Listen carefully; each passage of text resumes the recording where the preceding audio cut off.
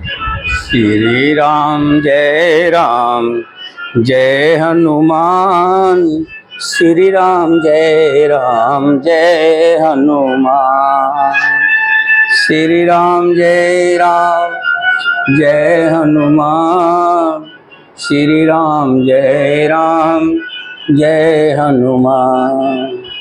श्री राम जय हनुमान।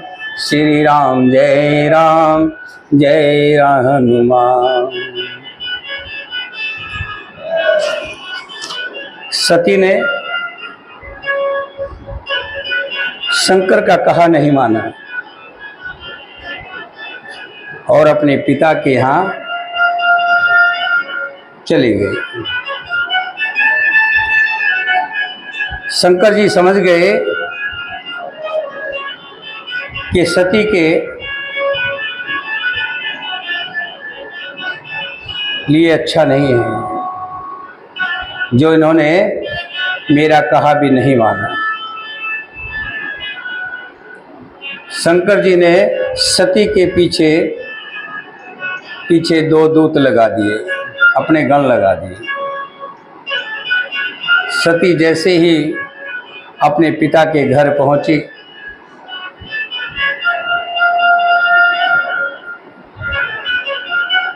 दक्ष ने अपनी कन्या को देखा लेकिन कोई सम्मान नहीं दिखाया, कोई कुशल क्षेम नहीं पूछी। माता ने जरूर अपनी बेटी को अपनी बाहों में लेकर प्यार किया, बहनों ने भी हंस करके सती का स्वागत किया। पिता के रुख को जानकर सती को बहुत दुख हुआ। सती वहां पहुंची जहां यज्ञ सजाया गया था। वहां सभी देवताओं के अलग अलग आसन, जैसे जो जिसका भागी था उसके लगाए गए थे, लेकिन विष्णु, ब्रह्मा और शंकर का स्थान ना देखकर पार्वती के मन में बहुत दुख हुआ। अंदर से आग दहने लगी और क्रोध उत्पन्न हो गया। वहां आए हुए सभी ऋषियों को क्रोध युक्त वाणी में सती ने कहा, हे ऋषियों, जिसने भी शिव की निंदा सुनी है और जिसने भी मेरे पति शिव का अपमान किया है, सभी को भयंकर दंड मिलेगा।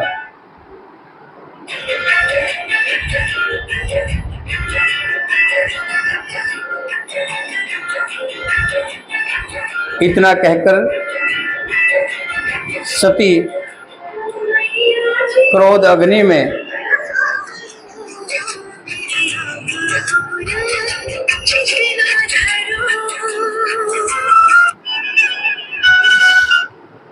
क्रोध अग्नि को लेकर के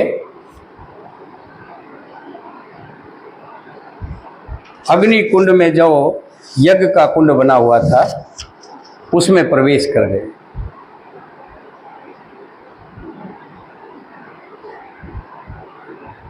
जैसे ही गणों ने देखा, गणों ने सारे यज्ञ को विध्वंस कर दिया।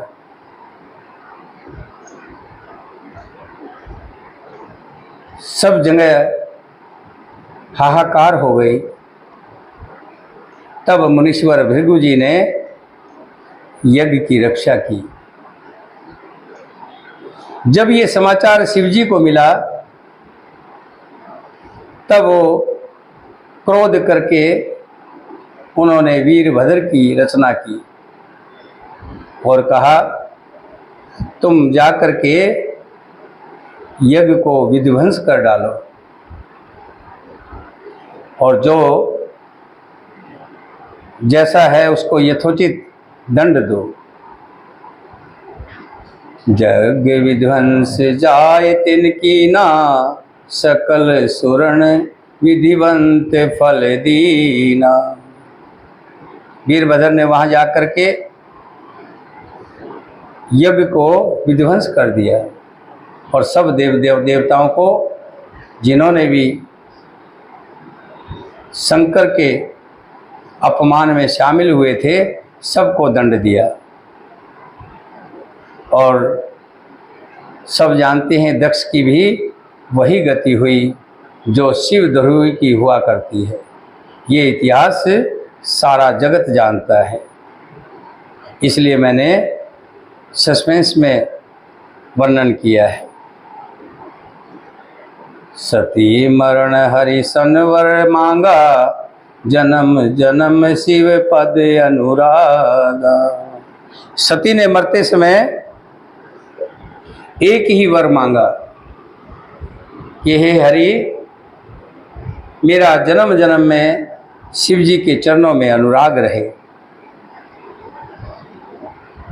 और वही कारण हुआ जिस कारण से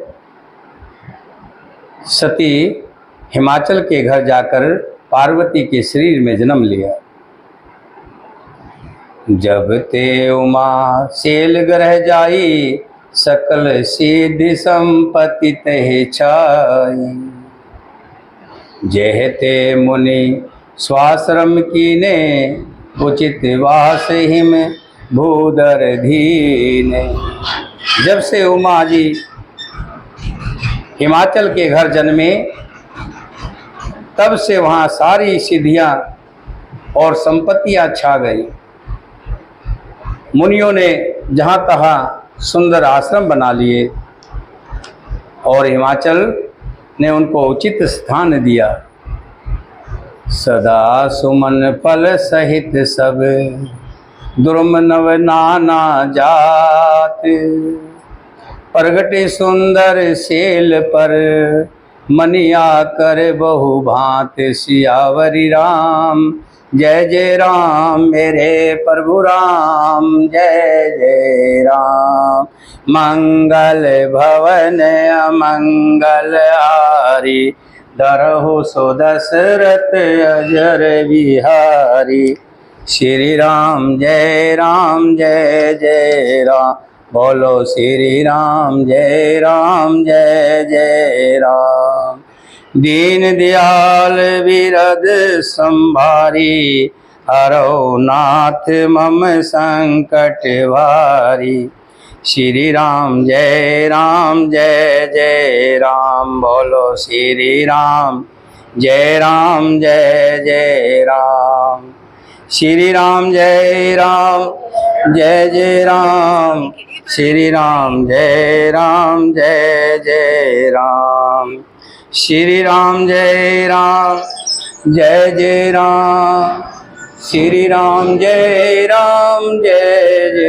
राम, श्री राम जय राम, श्री राम जय राम। उस सुंदर पर्वत पर बहुत प्रकार के सब नए नए वृक्ष सदा पुष्प फल युक्त हो गए और वहाँ बहुत तरह की मनियों की खाने प्रकट हो गए। जब से सती ने हिमालय के घर जन्म लिया है, तब से वहाँ सब कुछ नया नया होने लगा। सरिता सब पुनित जल बही, खग मृग मधुप सुख सब रही। सहज बैर सब जीवन त्यागा, गिरि पर सकल करें अनुरागा। सारी नदियों में पवित्र जल बहता है और पक्षी पशु भ्रमर सब सुखी रहते हैं। सब जीवों ने अपना स्वाभाविक बैर छोड़ दिया और पर्वत पर सभी परस्पर प्रेम करते हैं। सो सेल गिर जागर आए, जिम जनु राम भगत के पाए। नित नूतन मंगल ग्रहतासु, बरमादिक गाँवे जस जासु।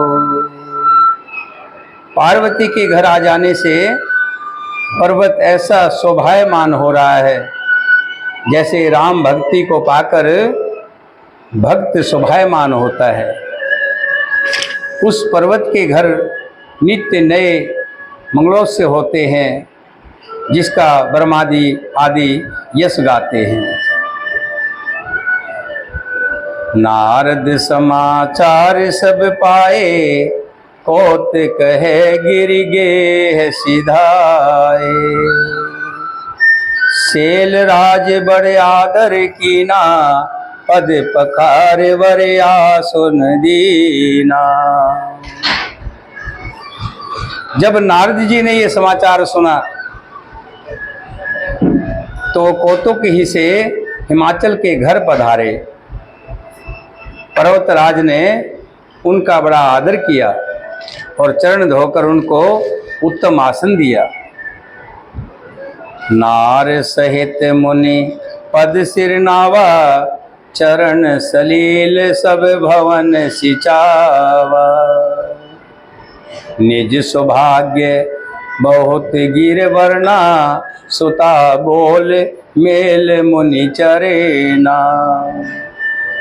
फिर अपनी स्त्री सहित मुनि के चरणों में सिर नवाया और उनके चरणोदक को सारे घर में छिड़काया। हिमाचल ने अपने सौभाग्य का बहुत वखान किया और पुत्री को बुलाकर मुनि के चरणों में डाल दिया। त्रिकाले स्वर्ग तुम गति, सवर्तत तुम्हारे। कहो सुता के दोष गुण, मुनिवर हृदय विचार। सियावर राम जय जय राम, मेरे प्रभु राम जय जय राम। सुनो श्री राम जय जय राम। मंगल भवन अमंगल हारी, धरहु सो दशरथ अजर बिहारी। श्री राम जय जय राम, बोलो श्री राम जय जय राम। दीन दयाल विरद संभारी, हरौ नाथ मम संकट भारी। पार्वती के जन्म का जब पता नारद मुनि को लगा, नारद मुनि हिमालय के घर जा पहुँचे और जैसे ही हिमालय के घर पहुँचे, हिमालय ने देखा नारद मुनि आए हैं। उन्होंने मुनि का स्वागत किया, अपने घर के अंदर ले आए, अच्छा आसन दिया और आसन पर बिठाकर नारद मुनि के चरणों को जल से धोया। फिर उस जल को अपने घर के अंदर सभी जगह छिड़कवा दिया और फिर अपनी पत्नी से कहा कि आप जाकर के पुत्री को बुलाकर मुनि के चरणों में बिठा दीजिए। और मुनि के चरणों में सती को बिठा दिया, जो अब इस रूप में उमा है, और कहा, हे मुनिवर, आप त्रिकालज्ञ और सर्वज्ञ हैं, आपकी स्वतंत्र पहुंच है, अतः आप हृदय में विचार कर कन्या के गुण दुष् कहिए कि कन्या के किस्मत में क्या अच्छा और क्या बुरा लिखा है। कह मुनि बैस गोड मृडवाणी, सुता तुम्हार सकल गुण खानी। सुंदर सहज सुशील सियानी, उमा अंबिका मात भवानी। नारद ने हंसकर रहस्य मुक्त कोमल वाणी से कहा कि हे राजन, तुम्हारी कन्या सब गुणों की खान है। ये स्वभाव से ही सुंदर, सुशील और समझदार है। और इसके 3 नाम निकलते हैं। पहला नाम उमा, दूसरा अंबिका और तीसरा भवानी इसके नाम हैं। जो तुम्हें ठीक लगे वो रख लें।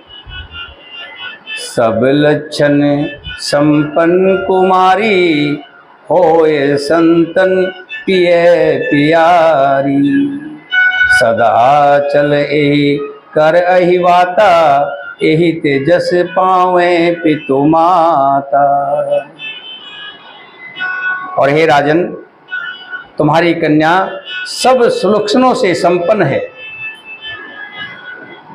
यह अपने पति को सदा प्यारी होगी, पति की प्रिय होगी। इसका सुहाग सदा अचल रहेगा और इसके माता पिता यश पावेंगे। होए पूज्य सकल जग माही, एहि सेवत कुछ दुर्लभ नाही। एहि कर नाम सुमर संसारा, प्रिय चढ़े पतिव्रत असिधारा।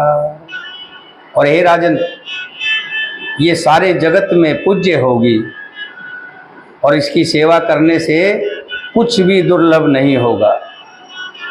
संसार में स्त्रियां इनका नाम स्मरण करके पति रूप फल चढ़ावेंगी।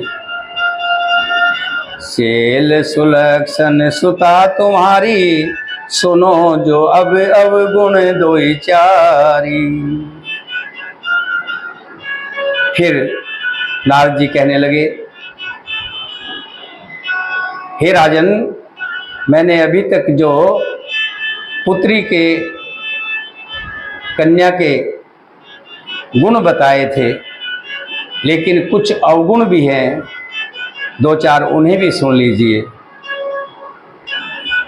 अगुण अमान मात पितुहीना, उदासीन सब संशयहीना। इन्हें जो भी पति मिलेगा वो मानहीन होगा, उसका कोई मान नहीं होगा, उसके अंदर कोई गुण नहीं होगा, गुणहीन होगा। माता पिता उसके नहीं होंगे और यहाँ तक वो सन्यासी होगा। सन्यासी के साथ साथ संशयहीन होगा, लापरवाह होगा। ना उसे संसार की चिंता होगी, ना घर परिवार की चिंता होगी। जटाधारी होगा, निष्काम हृदय। और सुन लीजिए राजन, नंगा होगा, वस्त्रहीन होगा और उसका वेश जो होगा बड़ा अमंगल होगा। कोई भी देख करके उसके वेश को अच्छा नहीं कहेगा। इस कन्या को ऐसा पति मिलेगा क्योंकि इसके हाथ में ऐसी ही रेखा पड़ी हुई है। जैसे ही मुनि ने कहा, जोगी जटिल अकाम मन, नगन अमंगल वेश। अस स्वामी एहि कै मिली, परे हस्त ऐसी रेख सियावरि राम। मेरे प्रभु राम जय जय राम। सुनो श्री राम जय जय राम। मेरे प्रभु राम जय जय राम। मंगल भवन अमंगल हारी। धरऊं सो दशरथ अजर बिहारी। श्री राम जय राम। राम बोलो श्री राम जय राम। राम दीन दयाल विरध संभारी। हरो नाथ मम संकट भारी। श्री राम जय राम। राम बोलो श्री राम जय राम जय जय राम।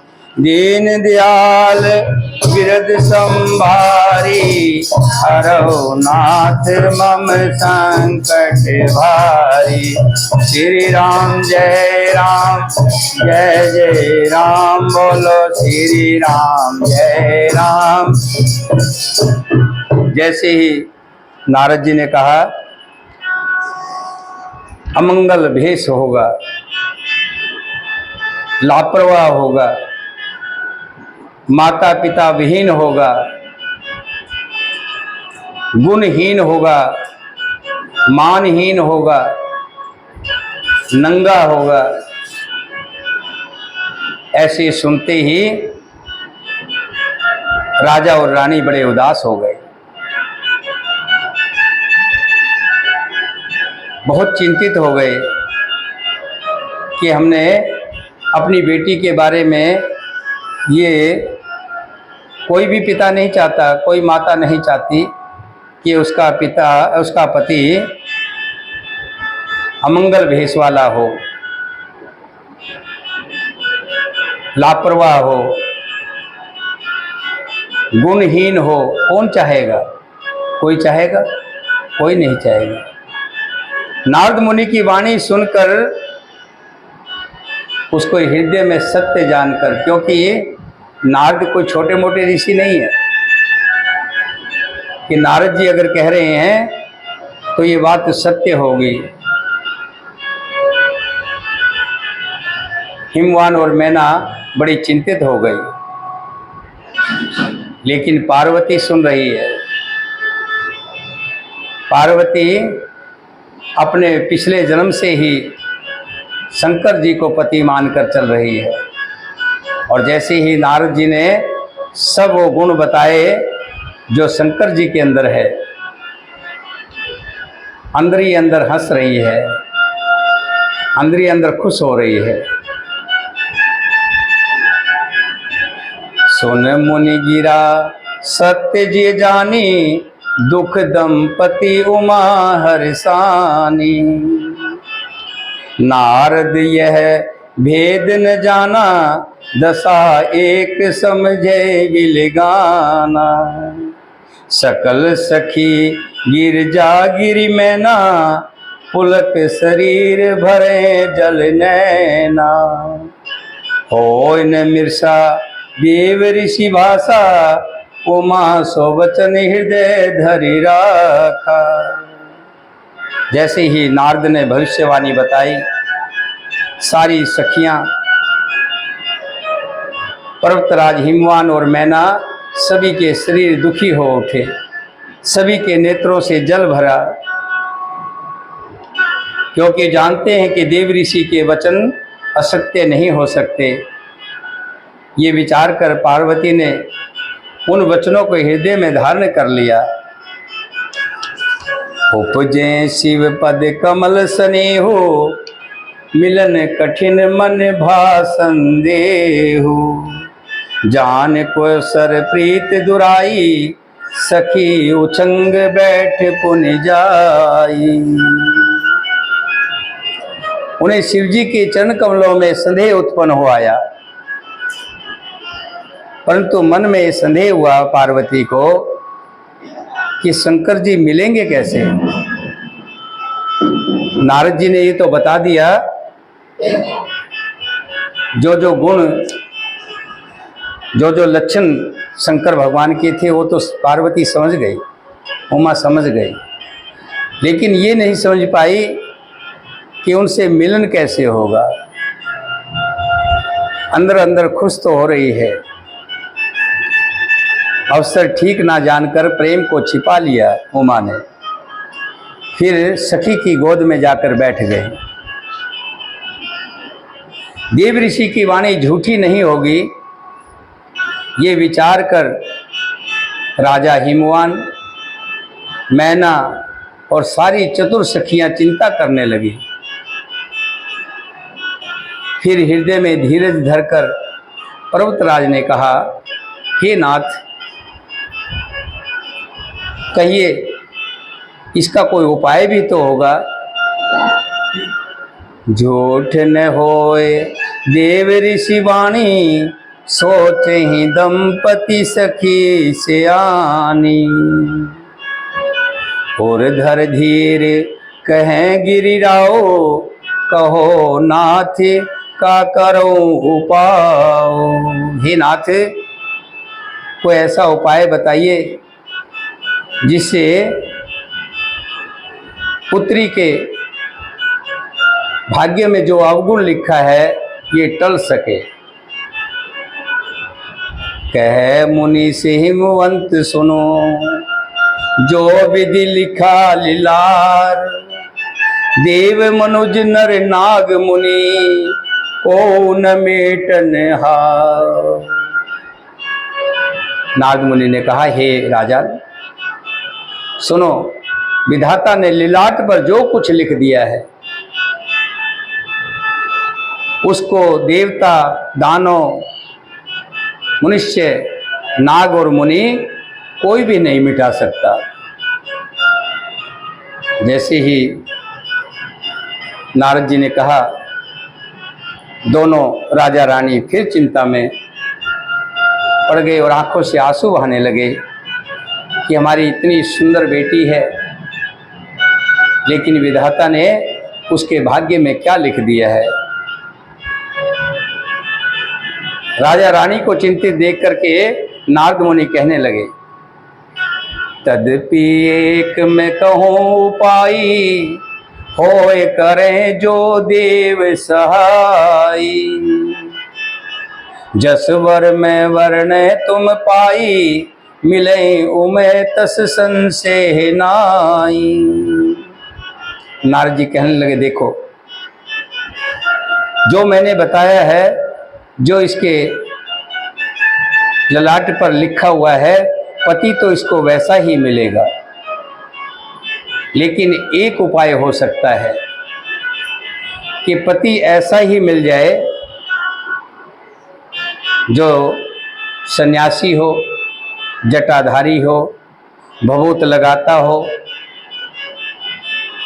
गुणहीन हो, नंगा हो, लेकिन ऐसा सन्यासी जिसको लोग पूजते हों, संसार में जिसकी बड़ी बड़ाई होती हो।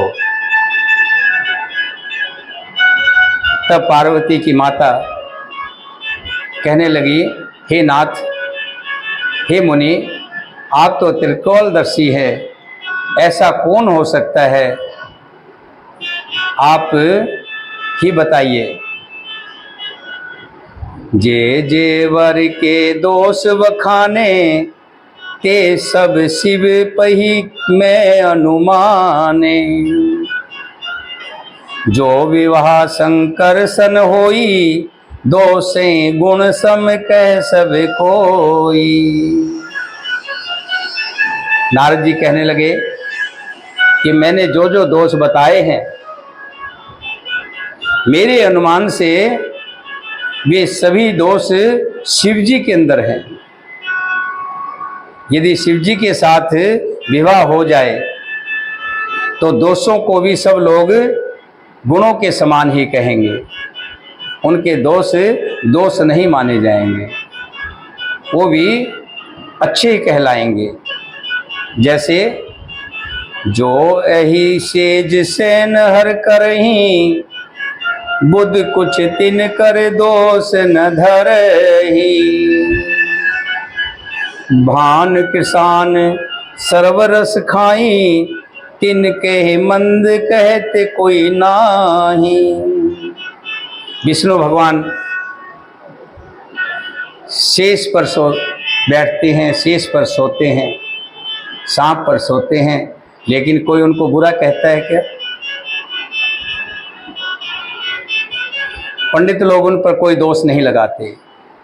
सूर्य के अंदर इतना तेज है, कोई पास में चला जाए तो भस्म हो जाए, कोई सूर्य को बुरा कहता है क्या? इसी तरह अग्नि में भी सबको जला देने वाली तेज होता है, लेकिन कोई भी अग्नि को बुरा नहीं कहता। इसी तरह से सब अशुभ लक्षण होते हुए भी शिव जी को कोई बुरा नहीं कहेगा। शुभ अरे अशुभ सलील सब बही, सुर सरी कोई अपुनित ना कही। समर्थ कहो नहीं दोष गुसाई, रवि पावक सुर सर की नाई। गंगा मैया में कितने नाले गिरते हैं, अशुभ जल बहता है, लेकिन गंगा को कोई अपवित्र कहता है क्या? सूर्य, अग्नि और गंगा की भांति गोस्वामी तुलसीदास जी कह रहे हैं, समर्थ को कोई भी दोष नहीं होता। शंकर भगवान समर्थ हैं। अशुभ लक्षण होते हुए भी सब उनको गुणों में जानते हैं। जो अस ही सा करे नर, जड़ विवेक अभिमान। परे कल्प भर नरक महु, जीव के इस समान। सियावर राम राम मेरे प्रभु राम, जय जय राम। सुनो श्री राम, जय जय राम मेरे प्रभु राम। मंगल भवन अमंगल हारी, धरो सो दशरथ श्री राम। जय राम जय जय राम, बोलो श्री राम।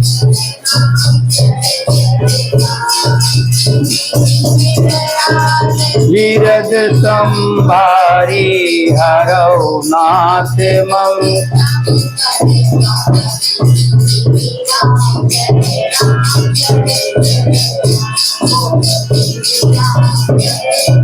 जय जय राम। शंभु सहज समरथ भगवाना, ए विवाह सब विधि कल्याणा।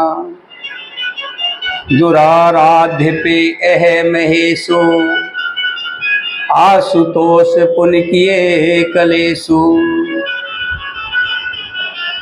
नारद जी कह रहे हैं, शिव जी सहज ही समर्थ हैं, क्योंकि वे भगवान हैं। इसलिए इस विवाह में सब प्रकार का कल्याण है। परंतु जैसे ही नारद जी ने परंतु कहा, उमा की माँ मैना तुरंत बोल उठी कि हे मुनि, परंतु क्या? तब नारद जी कहने लगे, परंतु महादेव की आराधना बड़ा कठिन है, महादेव को पाना बड़ा कठिन है, बहुत से तप करने पड़ेंगे, और जब तप पूर्ण हो जाएंगे तभी वो संतुष्ट होंगे। यदि तुम्हारी कन्या तप करे तो त्रिपुरारी महादेव जी होनहार को मिटा सकते हैं। यद्यपि संसार में वर अनेक हैं, पर इसके लिए शिव जी को छोड़कर दूसरा वर नहीं है। जो तप करें कुमार तुम्हारी, भाव मेट सके त्रिपुरारी। यद्यपि वर अनेक जग माही, एक है शिव तज दूसर नाही। वरदायक प्रणतारित भंजन, कृपा सिंधु सेवक मनरंजन। इच्छत फल बिन शिव अवराधे, लहन कोट जोग जप साधे। शिव जी वर देने वाले, शरणागतों के दुखों का नाश करने वाले, कृपा के समुंदर और सेवकों के मन को प्रसन्न करने वाले हैं। शिव जी की आराधना किए बिना करोड़ों योग और जप करने पर भी मन वंचित फल नहीं मिलता। अस कहे नारद सुमर हरि, गिरजय दीन आशीष। होई यह कल्याण अब संसत जो गैरी। सियावर राम जय जय राम, मेरे प्रभु राम जय जय राम। सुनो श्री राम, हम मेरे प्रभु राम जय जय राम। मंगल भवन अमंगल हारी, धरो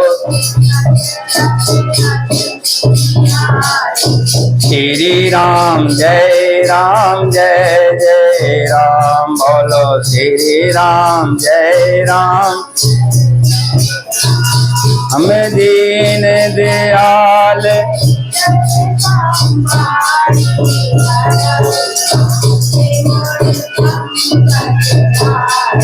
श्री राम जय जय राम। बोलो श्री राम जय राम। ऐसा कहकर भगवान का सिमरण करके नारद जी ने पार्वती को आशीर्वाद दिया और कहा कि हे पर्वतराज, तुम संदेह का त्याग कर दो, अब ये कल्याणी होगा। तुम पार्वती उमा से कहो ये आज से ही शंकर के व्रत शुरू कर दे। यो कहकर नारद मुनि ब्रह्मलोक को चले गए। अब आगे जो चरित्र हुआ उसे सुनो। पति को एकांत में पाकर मैना ने कहा, हे नाथ, मैंने मुनि के वचनों का अर्थ नहीं समझा, आप मुझे खुल करके समझाइए। जो घर बर कुल होए अनूपा, करूं विवाह सुताय अनुरूपा। नात कन्या वर रहु कुआरी, कंत उमा मम प्राण प्यारी। कि हे पतिदेव, जैसे नारद जी बता रहे थे मैं सुन रही थी, कुछ कुछ समझ में भी आया है, लेकिन जैसे वो बता रहे थे नंग धड़ंग होगा, शरीर पर भभूत लगाएगा, जटा होगी, मानहीन होगा, पिताहीन होगा, घर परिवार नहीं होगा। जो हमारी कन्या के अनुकूल घर बार और कुल उत्तम हो तो विवाह कीजिए, नहीं तो लड़की चाहे कुंवारी ही रहे। मैं नारद के बताए जैसे वर के साथ विवाह नहीं करूंगी, क्योंकि हे स्वामी, पार्वती मुझको प्राणों के समान प्यारी है। जो न मिले वर गिरजे जोगु, गिरि जड़ सहज कहें सब लोग। सोई विचार पति करो विवाहो, जिन बिहोर होए उरिदाओ। देखो, अगर नारद की बातों में आकर के आपने नंग धड़ंग और गुणहीन के साथ उमा का विवाह कर दिया तो लोग क्या कहेंगे कि पर्वतराज तो स्वभाव से जड़ है, मूर्ख होते हैं। हे स्वामी, इस बात को विचार कर ही विवाह कीजिएगा, जिससे फिर पाछे में संताप ना हो, पीछे पछताना ना पड़े। हस कह परी चरण सरसीसा, बोले सहित सने गिरीसा। बर पावक प्रगट सही माही, नारद बचन अनथ्या नाही। इस प्रकार कहकर मैना पति के चरणों में मस्तक रख करके जोर जोर से हिचकियाँ लेने लगी, रोने लगी।